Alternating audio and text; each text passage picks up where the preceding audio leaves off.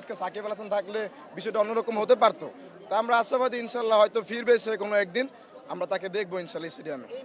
না সাকিব আল হাসানের, হ্যাঁ সাকিব আল হাসানের পায়ের যোগ্যতা ওনার নাই। হ্যাঁ ঠিক আছে। আর হচ্ছে যে লর্ড শান্ত ডাক মেরেছে, প্লাস হচ্ছে আফিফ হোসেন ধ্রুব, তাকে যে আসলে কি দেখি স্কোয়াড আবার মানে নেওয়া হয়েছে, ঠিক আছে। হ্যাঁ আর ইনশাআল্লাহ আমরা আশা করি সাকিব আল হাসান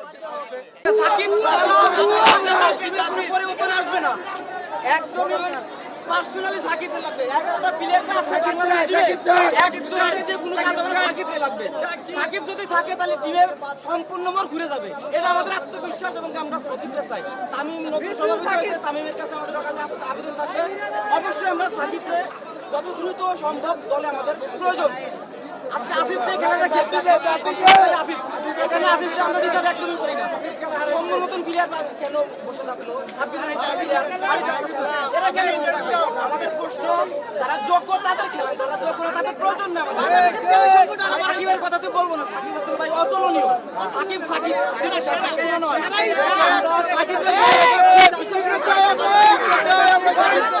অবশ্যই সম্মুখ দরকার।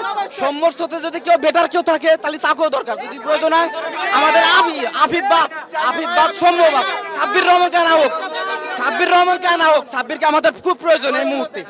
তখন তার মধ্যে একটা প্লেয়ার দলের বাইরে আছে, এটা বাংলাদেশের জন্য খুবই দুঃখজনক বিষয়। বাংলাদেশের বিশ্বকাপ খেলার সংখ্যা আসলে আছে কিনা এটা বলা যাচ্ছে না, কারণ সামনে যেহেতু ম্যাচ আছে, ঠিক আছে। যদি প্লেয়ার রিপ্রেজেন্ট করতে পারে তাহলে সম্ভাবনা আছে, আর যদি না পারে তাহলে একদমই সম্ভাবনা নাই। কারণ এই প্লেয়ার দিয়ে বিশ্বকাপ স্কোয়াড যদি যায়, পুরো বাংলাদেশে এমনি তো মনে করেন যে মাথা হেয় করতেই আছে বিশ্বের কাছে, এরপরে মনে করেন যে মাথা নত করেই আসবে। এদের দিয়ে কোনো কিছু আশা করা যাবে না, এর জন্য সাকিবরে বিশেষ করে দরকার। আর সবচেয়ে বড় কথা, এখানে আফিফ টাফিফ কারো দিয়ে কাজ হবে না। সাব্বির রহমান অনেক, সম্মর অনেক, মানে যাদের এখানে খেলানো প্রয়োজন, যাদের দর্শক যাদের প্রয়োজন মনে করবে, আমার মনে হয় তাদেরকেই দরকার। এখানে অন্য ব্যতীত কারো দরকার নাই। তাছাড়া এখানে অন্য কোনো প্লেয়ার কাজ হবে না ভাই। আজকে যে ম্যাচটা স্বাস্থ্যকর ম্যাচ, জিতা ম্যাচ কিভাবে হারলো, এটা লজ্জাজনক হার না? এটা আমাদের কি কষ্ট লাগে না?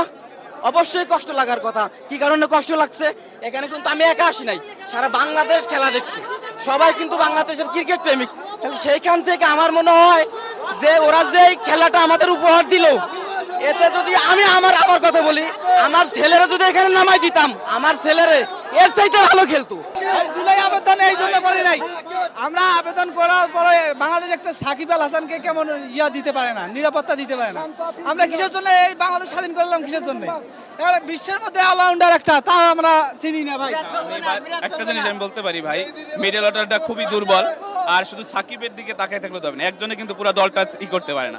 আমরা শুধু মনে করি সাকিব আসবে আর দেশের ক্রিকেট একদম ওয়ার্ল্ড কাপ ট্রফি নিবে আসবে, সেটা না। সাকিবের সাথে যারা ছিল সবাই কিন্তু অবশ্যই নিচ্ছে। আমাদের ভালো প্লেয়ার খুঁজতে হবে, ব্যাটিং এর দিকে লক্ষ্য রাখতে হবে। বোলিংটা কিন্তু এখন ভালো আচ্ছা, কিন্তু ব্যাটিংটা মিডল অর্ডারে প্রত্যেকবারই আসে, আমাদের আশাহত করে। আজকে অধিনায়ক আফিফ শান্ত মিরাজ একদম ডাক মারছে, সেটা তো দেখতে পাচ্ছি।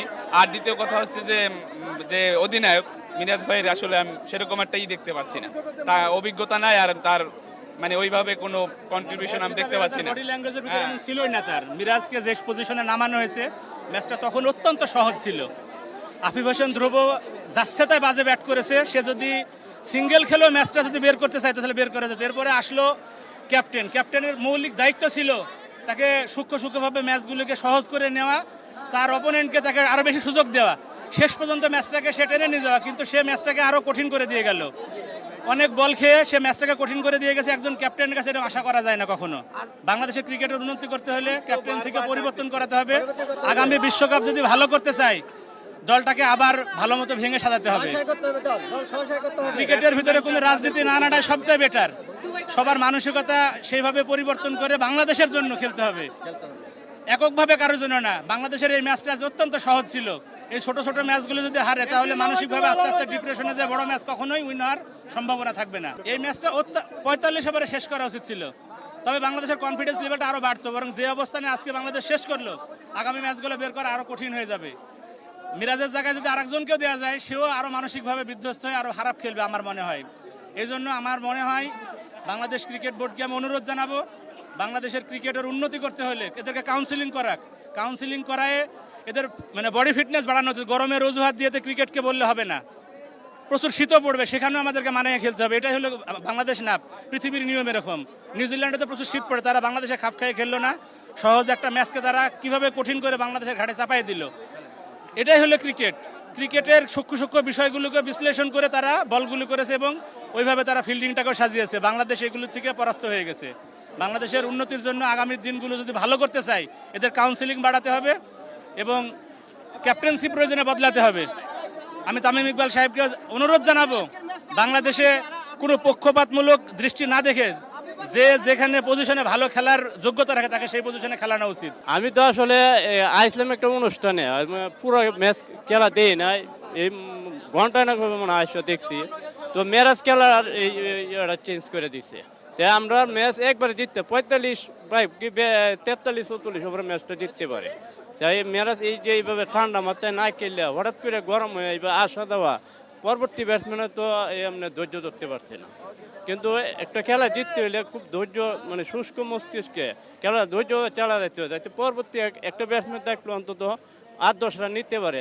তারা যদি এইভাবে টি-20-র উপর রেডভাবে টার্গেট দেওয়াতে হলে তাহলে তো এরা পারবে না। আর হার্ড-হিটার ব্যাটসম্যান নয় আমাদের।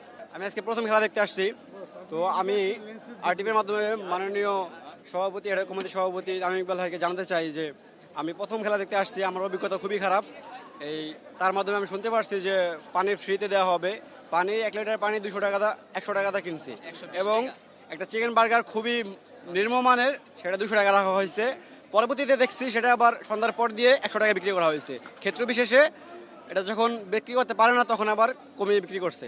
তো এবং কালোবাজারের টিকিট, আমরা টিকিট নিতে আমাদের খুবই কষ্ট হয়েছে। 400 টাকার টিকিট আমরা 800 টাকা নিয়ে নিচ্ছি। হ্যাঁ, ম্যাচের ফলাফলটা খুবই খারাপ হয়েছে। আমরা প্রতিদিন দেখা গেছে প্রত্যেকটা ম্যাচে আমরা ব্যাটিংয়ের জন্য ম্যাচ হারি।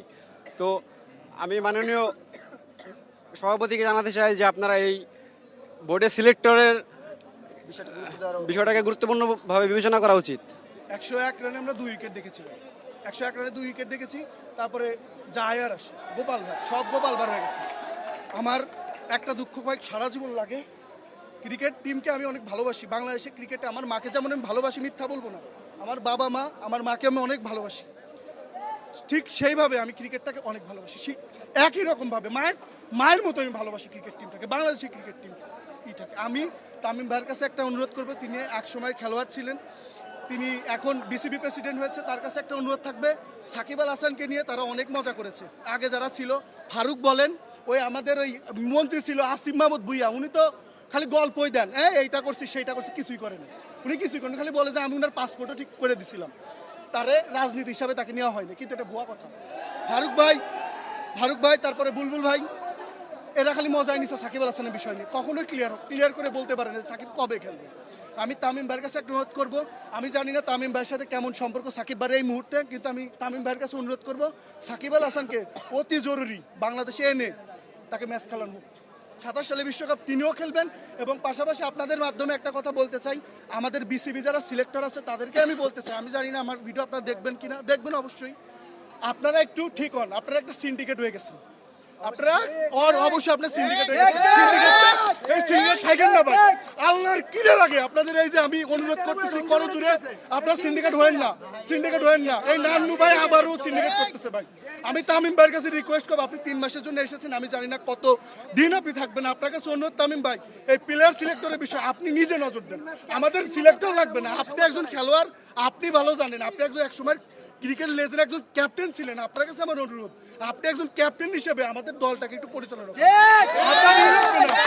আপনার বিসিবি প্রেসিডেন্ট হওয়া লাগবে না ভাই, আপনার বিসিবি প্রেসিডেন্ট হিসেবে কাজ করা লাগবে না ভাই, আর কসম লাগে আপনার, আপনি বাংলাদেশ ক্রিকেট টিমের হয়ে করেন, আপনি ক্যাপ্টেন, মাঠের ক্যাপ্টেন মিরাজ হইলো, মিরাজের ক্যাপ্টেন্সি আমার একদমই ভালো লাগে না, মাঠের বাইরের ক্যাপ্টেন আপনি তামিম ইকবাল আপনি হন, আপনার কাছে অতিবি জরুরি, আপনার কাছে এই তথ্যটা আপনার কাছে বলি, আপনি ক্যাপ্টেন আর এই সিন্ডিকেটটা ভেঙে দেন। আর সৌম্য সরকারকে যে করেই হোক এই নিউজিল্যান্ডের বিপক্ষে না, কারণ তার ট্র্যাক রেকর্ড আপনারা দেখছেন অতীতে, অবশ্যই ভালো করে সবাই চায় ভাই।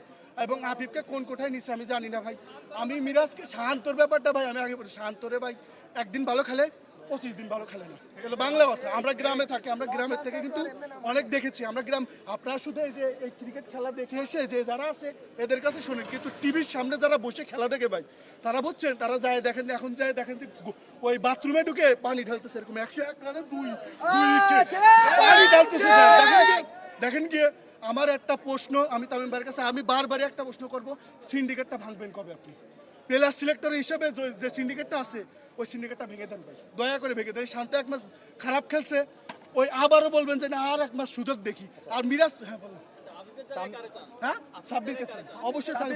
সাব্বির রহমান কাজ, সাকিবের বিষয়ে তো আপনাদের বললাম। সাব্বিরকে অবশ্যই চাই। সাব্বির ডোমেস্টিকে ভালো খেলেছে ভাই। সাব্বির ডোমেস্টিক, সাব্বিরের ভবিষ্যৎ আছে ভাই। আমি বললাম, আমরা ক্রিকেট ফ্যান হিসেবে এই যে সবাই বলবে, আমি একা বলবো না, সাব্বিরকে চাই। আর মিরপুরের পিজে সাব্বির স্যার, ও মাই গড, সাব্বির স্যার কিভাবে দল সাজাইলো আমি খালি দেখলাম আজকে। হ্যাঁ, সিন্ডিকেট ভাই, বাংলা কথা সিন্ডিকেট ভাই। মিরাজ একটা বাজে ক্যাপ্টেন, একটা বাজে ক্যাপ্টেন। ক্যাপ্টেন্সির কও পারে না, ক্যাপ্টেন্সি কও পারে না, ক্যাপ্টেন্সি কও পারে না মিরাজকে সরায়, আমি আর বাংলা কথা বলি ভাই। হ্যাঁ, মিরাজকে সরায় লিটন দাস কিপিং করে, লিটন দাস কিপিং করে। আমি দেখছি ভাই ওর ভিতরে, আমি জানি না আপনারা এই কথাটা হাস্যকর হিসেবে নিতে পারেন, একদম ধোনির যে মাইন্ডটা না, সেম মাইন্ডের আছে এই লিটন দাস। হ্যাঁ অবশ্যই ভাই,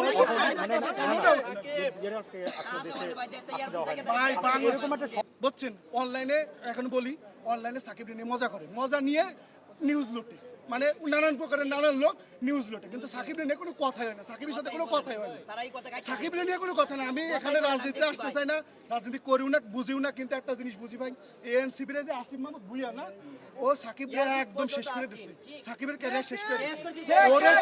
ওরে তো স্টেডিয়ামের পাশে আসতে দেওয়া যাবে না, ও স্টেডিয়াম নিয়ে কথা বলে, ও খেলার ক বোঝে না, খেলার খবর ও কিভাবে সাকিব নিয়ে কত। তো আমি এখন বলবো না কেন, আমি বাংলাদেশের নাগরিক,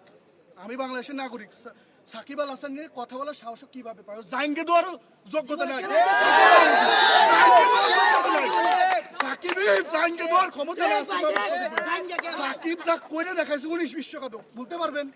আপনারা তো ক্রিকেট খেলা দেখেন, সাংবাদিক ভাইরা আমার, আপনারা কিভাবে সাকিবরে ভুলে যান? সাকিব বাংলাদেশের মানচিত্রে, বাংলাদেশ বললাম সারা বিশ্বের ভিতরে সাকিবের মতো প্রতিবাদী ছেলে দেখান তো একটা ক্রিকেটার সাকিব।